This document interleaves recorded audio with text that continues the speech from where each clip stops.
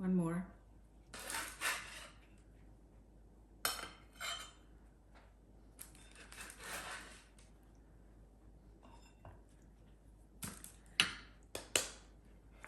How beautiful is that? Okay, now, while I was making these, I decided to make life easier, and so I put these in here and baked them, and so now I have cookie squares. So you can do this as well. Instead of making individual cookies, you have a choice. So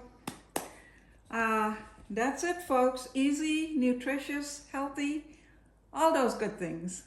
Thank you for watching. Bye for now.